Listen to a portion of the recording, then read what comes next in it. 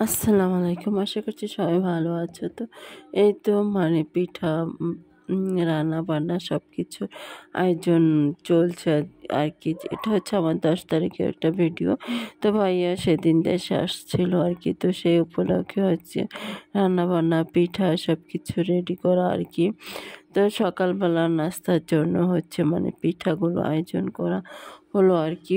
তো এটা হচ্ছে ডালের পিঠা, তারপরে হচ্ছে মানে স স ফুল পিঠা যেটা বলা হয় সেগুলো রেডি করে সকালবেলা নাস্তার সঙ্গে যেন তাড়াহুড়া করে ঝটপট দেওয়া যায় সেজন্য এই পিঠাগুলো রেডি করে রাখা আরকি।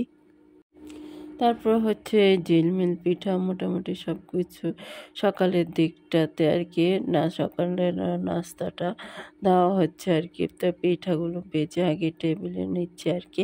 একে, একে সবগুলো পিঠা টেবিলে নিব। তারপরে হচ্ছে রুটি বা ছেঁকা হচ্ছে, রুটি বানানো শেষ। তারপর রুটিগুলো ছেঁকে দিচ্ছে।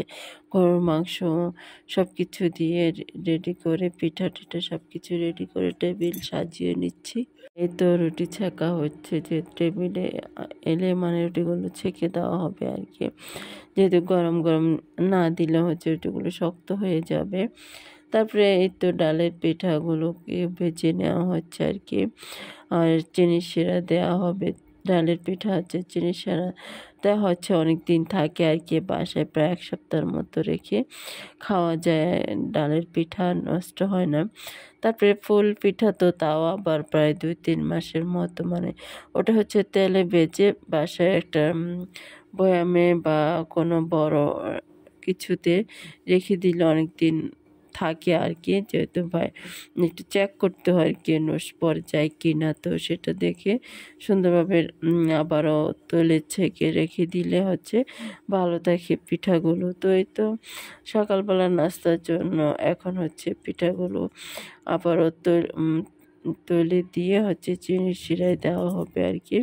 আসলে ডালের পিঠা খেতে কিন্তু অনেক ভালো লাগে।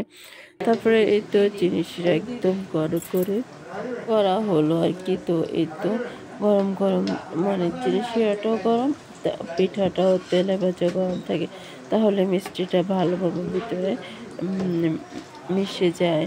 তো এই তো সবগুলো পিঠার রেডি করে তারপরে একে, একে দেওয়া হচ্ছে আরকি। তো আসলে মেহমান এলে আসলে খাবার-দাবার একটু বেশি পরিমাণে করতে হয়। যেহেতু সেদিন রান্না করতে যেদিন সেদিন অনেক ব্যস্ত থাকা লাগে। তো পরদিন পর্যন্ত যাতে হয়ে যায় পরের দিন আর রান্না করতে না হয় পরিমাণ পর্যন্ত আমরা রান্না করে রাখি। যেহেতু আগের দিন অনেক কাজ করতে হয় যে সবাই খুব ক্লান্ত থাকে। তো পরদিন যদি রান্নাটা না লাগে তাহলে কিন্তু ভালোই লাগে। তারপর এই তো সকালের নাস্তা তো শেষ। তারপর এসব রান্না-বান্নার আয়োজন আগে থেকেই রেডি করে রাখা ছিল, ভাজা ছিল আরকি।